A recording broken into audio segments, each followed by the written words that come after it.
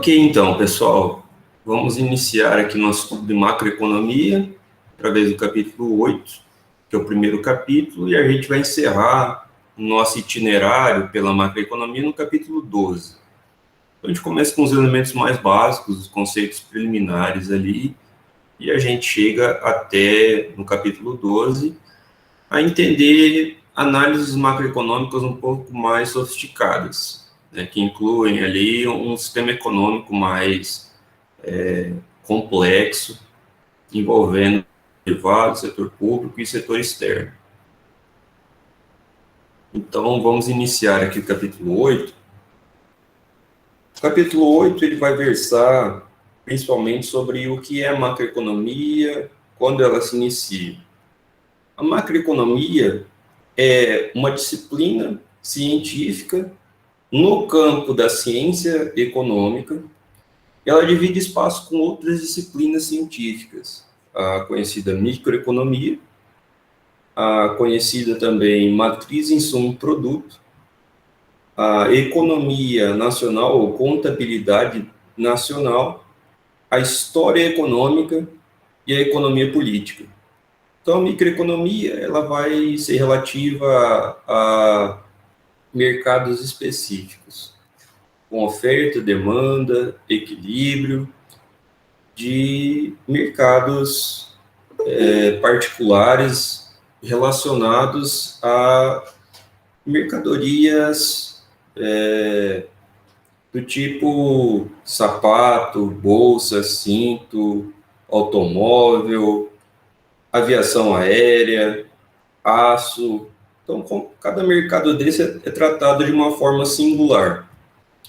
E na microeconomia, o equilíbrio de um mercado é tratado em separado dos outros mercados, de forma que a gente tem uma noção que é conhecida como ceteris paribus.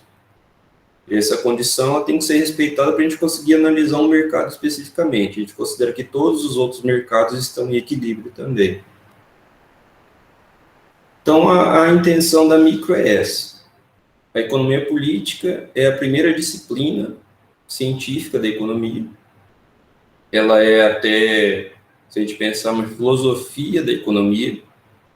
A economia política vai tratar sobre as relações econômicas num cenário de relações entre setor privado, interesses privados e Estado.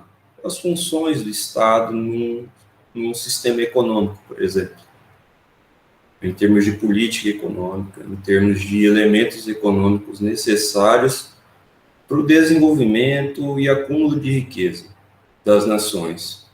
Então, a gente tem aí como pai da economia o autor chamado Adam Smith, que por volta de 74 e 76 publicou um livro mundialmente conhecido chamado A Riqueza das Nações. E aí você tem uma discussão da economia política de forma mais sistematizada. Não que não houvesse isso antes. A gente tem autores ali do período chamado mercantilista, uma escola mercantilista. A gente tem outra escola também que nasceu na França, conhecida por considerar que só a economia agrária era aquela que gerava valor e riqueza na economia. E a gente tem os economistas liberais, Adam Smith, David Ricardo, Malthus, entre outros aí, que viam exatamente na indústria, na capacidade de mecanização das relações de trabalho, da divisão do trabalho, precisamente a geração de valor, o acúmulo desse valor ao longo do tempo.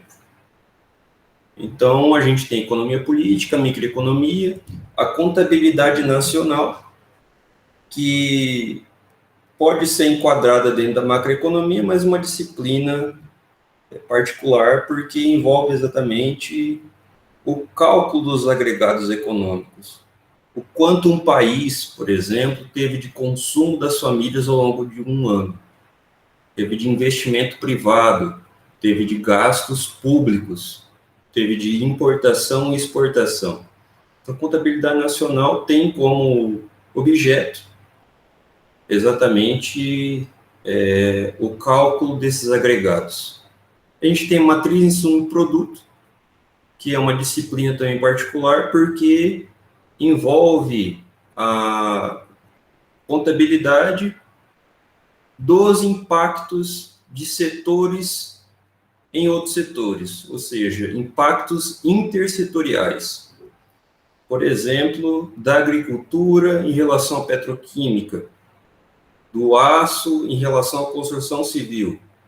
Então, você pega os setores econômicos de um sistema econômico e vai verificar quais são os impactos que um determinado setor tem em outros. O que seriam esses impactos? Um setor tem que comprar de outros setores. Ele compra de um setor e vende para outros setores. E o impacto, ele é exatamente o cálculo de, por exemplo, se um setor da economia cresce 10% no ano, como que esse crescimento de 10% afeta os outros setores que estão em relação direta com aquele setor. Por exemplo, se o emprego aumenta em 5% no setor da construção civil, como que o emprego de outros setores que fornecem produtos para a construção civil vai ser afetado também. Então, também é um cálculo importante esse, e isso funda uma disciplina particular. A macroeconomia é a última disciplina a se desenvolver de forma particular como um estudo científico dentro do campo da ciência econômica. Então, a macroeconomia, ela tem um surgimento a partir de um determinado ponto, um momento histórico, que é precisamente a crise de 29. Até a crise de 29, a gente tinha um fundamento de uma política macroeconômica que entendia o Estado como um setor econômico independente, que não podia fazer políticas, ou cujas políticas não teriam efeito determinante de longo prazo no setor privado. Ou seja, havia um forte viés político liberal. A ideia de que o setor privado se autorregulava. Ou seja, que eventualmente, apesar de momentos cíclicos desfavoráveis, os mercados encontravam um ponto de equilíbrio com o crescimento. E até 29 se achava isso. Com a quebra da Bolsa de Nova York, a macroeconomia começou a ser pensada de uma forma diferente. Ou seja, começou-se a pensar que talvez o Estado tivesse um poder de intervenção chamado anticíclico. Porque o ciclo econômico, ele tem vários momentos. Ele tem as altas, ele tem as quedas, ele tem as depressões e tem as recuperações. Então, era possível que, a partir de um determinado entendimento diferente sobre o papel do Estado, fosse possível programar uma política macroeconômica que evitasse as quedas abruptas e conseguisse precipitar o momento da recuperação econômica. Pensando nisso, o estatístico inglês, que se formou em Cambridge, mas que era também um estudioso da economia, chamado John Maynard Keynes, ele começou a desenvolver um pensamento que dentro da ciência econômica seria um pensamento heterodoxo, ou seja, um pensamento que vai contra a ortodoxia liberal. E aí ele, dentro dos seus escritos, tem um escrito mais famoso dele, que é um livro que foi publicado em 1936, que é a Teoria Geral do Juro, do Emprego e da Moeda. Nesse livro, ele consegue dar conta de vários conceitos básicos da economia inclusive o conceito de produto nacional ou de produto corrente, para identificar exatamente o que um determinado sistema econômico efetivamente produz, né, de riqueza, e a partir disso ele começa a entender como se dão as relações no nível agregado, não mercado a mercado como a microeconomia fazia, mas no seu conjunto de gastos. Ele começa a analisar a despesa corrente, a despesa com consumo, a despesa com poupança, a despesa com investimento, a despesa com os gastos públicos e a despesa que o setor externo tem quando a gente exporta produtos para o exterior. E a despesa que nós temos quando nós importamos produtos do exterior para cá. Então, a partir desse novo entendimento, funda-se uma disciplina científica particular que é conhecida como teoria macroeconômica, ou simplesmente macroeconomia. Então, aqui vendo o capítulo 8, vocês vão perceber que, né, existe todo um tratamento específico do que é a macroeconomia. E a partir do desenvolvimento teórico da macroeconomia, foi possível estabelecer alguns parâmetros de política macroeconômica. Política macroeconômica que envolve precisamente elementos de participação, de intervenção econômica do Estado. E é importante falar de Estado, observando a sua subdivisão em governo, e ali a gente tem a administração pública, temos as esferas da administração pública, a federal, a estadual e a local, né? E, separado disso, nós temos o Banco Central, que é, claro, uma entidade pública do nível estatal, mas não dependente de governo. A política do Banco Central teve, então, a ênfase num desenvolvimento e numa lista de objetivos para além de um governo específico. É claro que o governo específico ele pode trabalhar com diretrizes, né? Essas diretrizes podem afetar a forma como o Banco Central trabalha, mas não necessariamente ele vai estar dependente, vai estar subordinado a essas diretrizes de governo.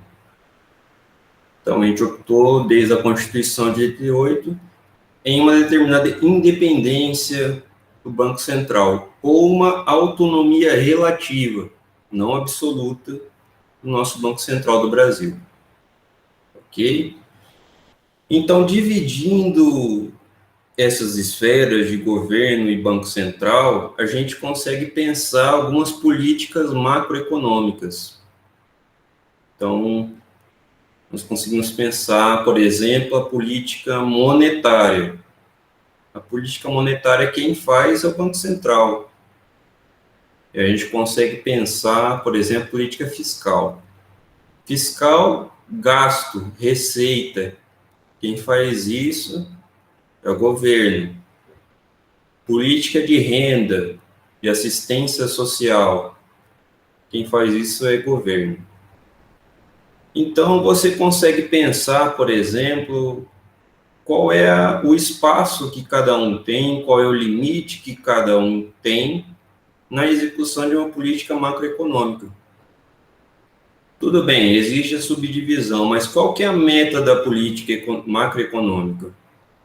Então, são metas aqui que o nosso livro aponta: o alto nível de emprego, a estabilidade de preços, né? A gente está vendo isso hoje, que os preços eles estão subindo com uma velocidade muito grande. Então, seria necessário que o Banco Central intervisse com determinados instrumentos de política monetária para evitar uma escalada de preços de forma abrupta, fazendo com que fosse suavizada a inflação. Então, outro objetivo é a distribuição de renda através dos impostos, através de execução de políticas públicas, a comunidades mais carentes, vamos dizer assim, que têm um rendimento mensal frágil, vulnerável. Então, outro objetivo seria do crescimento econômico, mas a gente pode agregar ali a ideia de desenvolvimento econômico, e a gente pode colocar um E ali nessa meta, que seria o bem-estar econômico, ou socioeconômico, de maneira que a gente tenha uma coordenação econômica favorável à obtenção de resultados econômicos que façam os agentes econômicos atingirem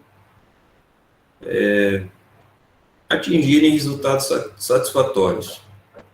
Então, as empresas têm um lucro satisfatório, as pessoas, os consumidores ali, eles têm acesso a um padrão de vida satisfatório.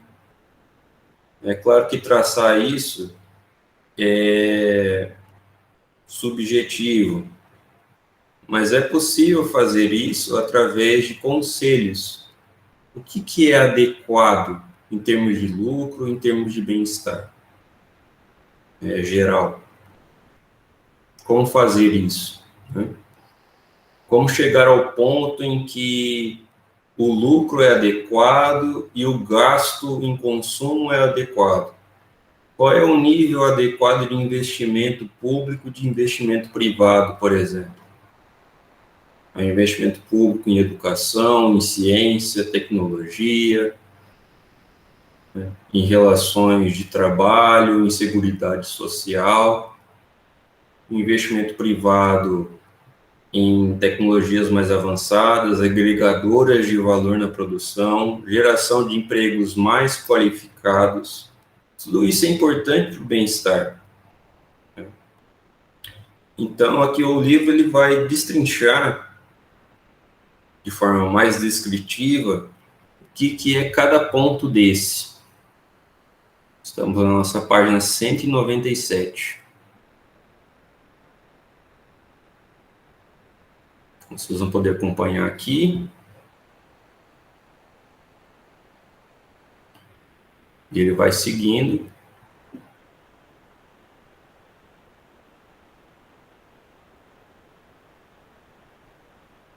Então, na análise macroeconômica, a gente consegue separar também dois grandes setores da economia.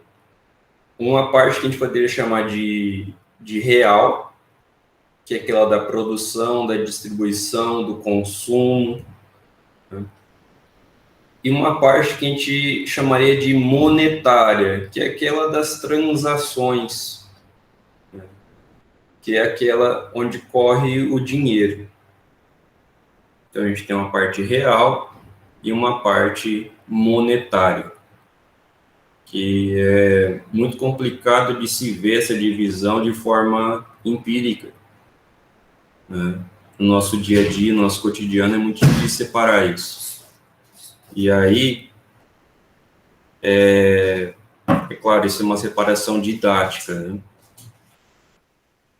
Então, a situação claro, quando falamos de políticas econômicas, numa sociedade monetária de produção, que vive à base de contratos e de mercados, nós estamos falando especificamente de alguns tipos de mercados mais importantes do que outros tipos, de mercados agregados, não de mercados particulares, como era o caso da microeconomia. Então, a parte real da economia, ela reúne os mercados de bens e serviços de forma agregada e o mercado de trabalho. Então, no mercado de bens e serviços, a gente vai ter uma oferta agregada de bens e serviços. Então, a gente vai juntar todas as empresas que produzem bens e serviços na oferta.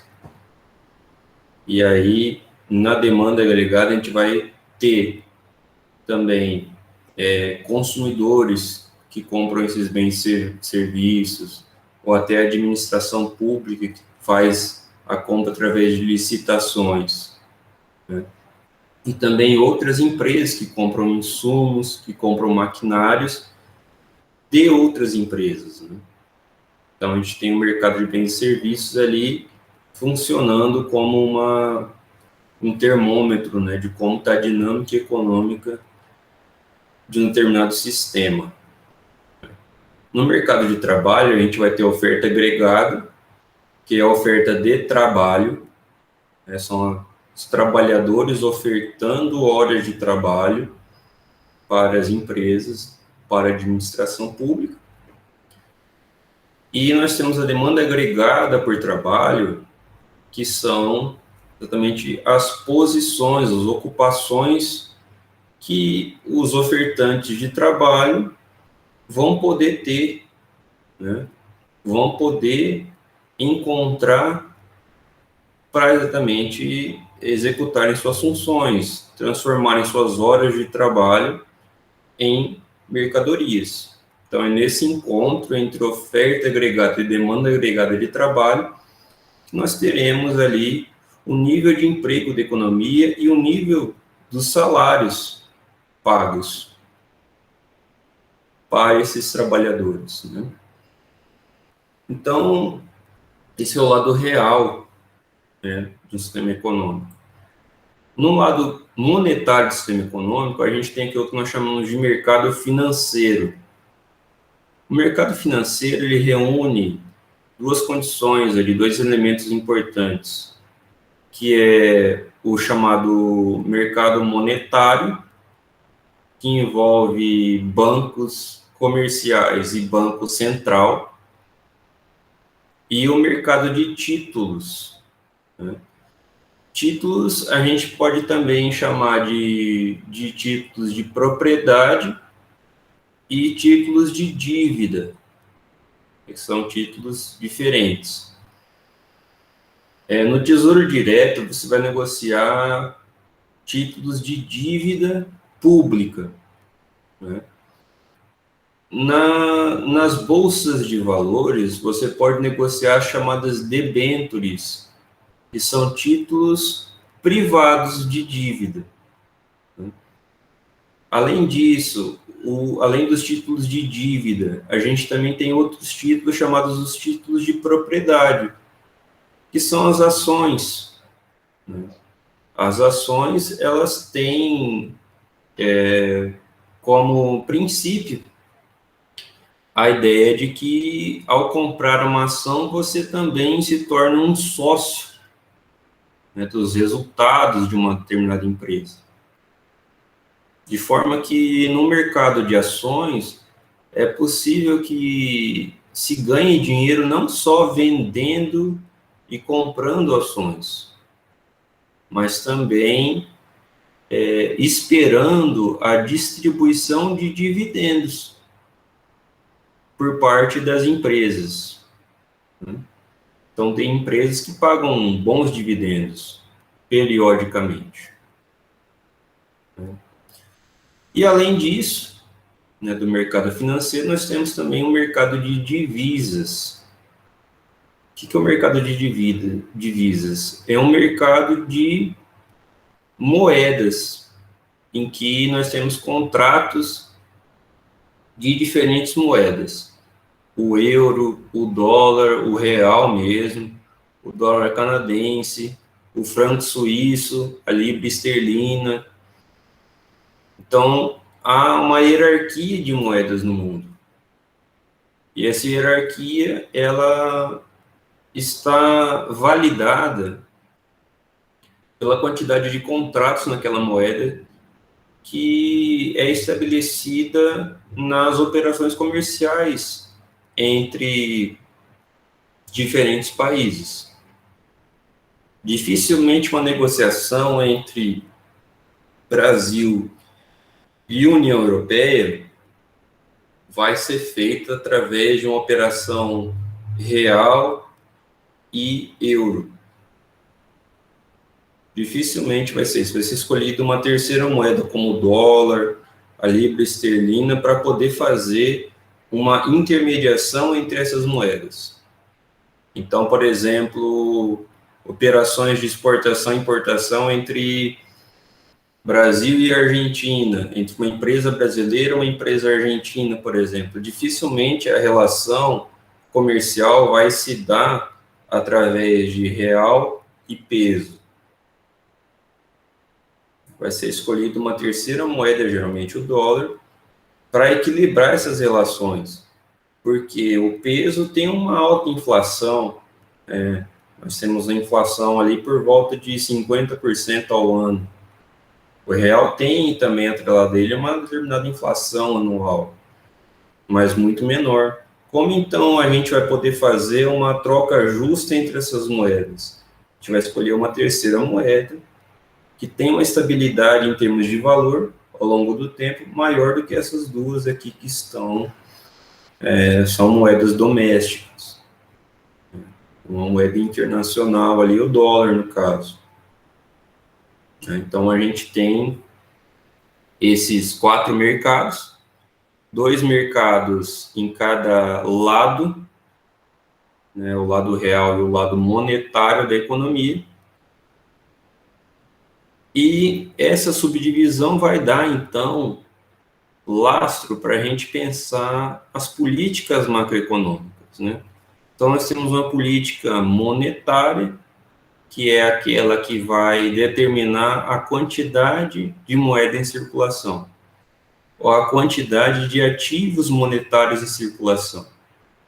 O dinheiro, papel, moeda, e o dinheiro chamado o dinheiro através de depósitos, né, que nós temos nos bancos. Então, nós temos ali uma política macroeconômica para estabelecer especificamente essa quantidade de moeda em circulação, que é a política monetária do Banco Central. E aí nós temos instrumentos que o Banco Central utiliza de forma específica para fazer isso. O capítulo vai trazer isso também. Nós temos uma política fiscal, que pode ser do tipo expansionista ou austera. Uma política fiscal expansionista, ela vai envolver mais gastos do governo, mais gastos envolvendo a administração pública. E aí, considerando as diferentes esferas. Então, a política fiscal expansionista, por exemplo, é aquela que vai ser relativa ao aumento de investimentos públicos, por exemplo, a aumento de concursos públicos, ou aumento das compras públicas através de licitações. Uma política fiscal austera é aquela política fiscal que tem como norte o equilíbrio fiscal, o equilíbrio financeiro do Estado. Então, são políticas que visam a redução de gastos. O exemplo de uma política fiscal austera é a mudança de regime fiscal que ocorreu através da aprovação da PEC 95, que limita os gastos públicos em diversas áreas, desde a máquina pública, ali pessoal, né, que trabalha no servidor público, até educação, saúde, assistência social, né? Então, com exceção do pagamento de juros da dívida pública. Isso ficou de fora da limitação de gastos, né? Nós temos a política monetária, que eu já falei, a política cambial e comercial. Essa política cambial, é onde se conecta governo e Banco Central. Por que faz isso? Porque o governo ele estabelece relações econômicas com diversos países. Então, você tem, por exemplo, governos que vão apresentar empresas de infraestrutura, de aviação civil, para introduzir essas empresas em outros países, né? Vão ir como representantes, como porta-vozes de uma indústria nacional, por exemplo. Então, é necessário que haja uma política cambial que favoreça essas relações econômicas. Então, o câmbio, ele pode ser do tipo fixo, em que a gente pode determinar, por exemplo, um câmbio desvalorizado, como é o câmbio fixo chinês, em relação ao dólar, para fazer com que o produto chinês fique mais barato em relação aos produtos em dólar no mercado mundial. Então, a China consegue penetrar vários mercados e aí ela consegue afetar o emprego nas indústrias específicas de determinados países, simplesmente tornando o produto dela mais barato. Então, a gente no Brasil teve a indústria de sapato em Franca, né? A concorrência com a China foi tão grande que muitas empresas desse circuito aí de produtores de sapato em Franca faliram. Muito difícil a competição com a China, né? Em quantidade e em preço. É difícil resistir a isso. Da mesma forma que Estados Unidos não conseguiram resistir à nossa eficiência na produção de suco de laranja, né, daquele integral que é feito para produção de outros produtos ali.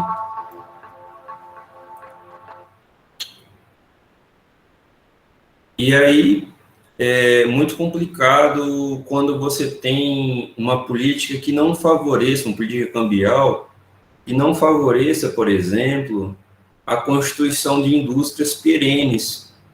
Então, a gente tem no Brasil hoje as indústrias que poderiam crescer mais através de uma política cambial que favorecesse a importação de recursos estratégicos para essas indústrias, mas a política cambial hoje é uma política de desvalorização cambial. Então, fica muito caro importar, fica muito complicado. Então, a gente está vendo uma queda substancial da indústria com uma recuperação muito pequena em relação a todo o período de queda que ela teve, né? Nós temos também as políticas de rendas. São políticas que têm como norte a redistribuição de renda através da receita em tributos, como, por exemplo, era o Bolsa Escola, o Bolsa Família e a renda emergencial, o auxílio emergencial nesse período de pandemia. Então, você tem uma política de rendas que favorece o consumo daqueles que estão em situação vulnerável. Então, a ideia é você, com a política de renda, fazer um controle não só da distribuição de renda entre aqueles mais carentes, mas também utilizar políticas de preço, né, de teto de preço para alguns produtos, coisa que a gente não faz há muito tempo. O controle de preços ali, com a fixação de preços ao longo de um determinado período. Então, por exemplo, se houvesse uma política de controle de preços para carne, né, então você garantiria que a partir de um determinado nível de preços não se subiria a carne, né, o preço da carne, preço do leite, ou o preço do álcool gel quando houve, né, o aviso, né, da pandemia, o fechamento da cidade, né, com lockdown e tudo mais. O preço da gasolina, né? Então, se houvesse um controle de preços, haveria uma permanência do poder de compra dos salários. mas é contraindicado o controle de preços em situações que, por exemplo, quem está ganhando com a política cambial que nós fazemos? Então, vocês conseguem imaginar, estamos até sumidos da propaganda diária que a gente tinha, né, do ETEC, ECOP, é tudo, mas a política cambial favorece de maneira grandiosa, ele privilegia muito o setor agroexportador, né? E qual é o revés dessa política que ele privilegia esse setor? O revés é exatamente a diminuição do nosso parque industrial brasileiro. A gente viu Ford, a gente viu Sony, a gente viu outras empresas que não têm mais condições de competitividade aqui. O mercado interno ele teve um enxugamento. E um enxugamento que tem a contrapartida de um aumento de renda que é mal distribuída pela categoria dos produtores rurais. Eles não são os culpados por isso, né? É necessário haver um equilíbrio entre ganhos e perdas.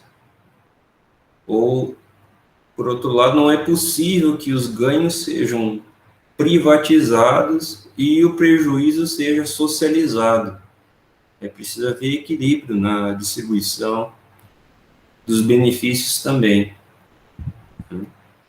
Então, aqui vocês vão ver ponto a ponto a descrição das políticas, né? Eu colocaria outras políticas aqui. Política científica e tecnológica. É importantíssimo para o desenvolvimento de um país. Aplicar recursos em universidades, institutos federais, vamos colocar, em organizações e instituições que desenvolvem patentes. Isso é essencial, isso é propriedade intelectual do país. Então, a política científica e tecnológica é essencial para que a gente tenha o desenvolvimento de outros setores, serviços, agroexportador e indústria. Tecnologias mais inteligentes, vamos dizer assim, mais eficientes, de automação, inclusive. Então, política científica e tecnológica poderia ser agregada ali. Mas eu acho que existe outra política que até tem sido um pouco abandonada, mas que eu acho essencial, e a gente está vendo por que ela é essencial, que seria a política industrial. E a política industrial, ela tem uma relação direta com a definição de marcos regulatórios.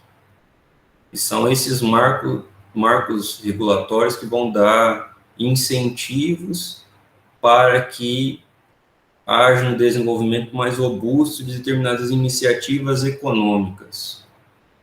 A geração de novas de novas fontes energéticas no país, a geração de novos modais logísticos, por exemplo, no país. Então, o marco regulatório é essencial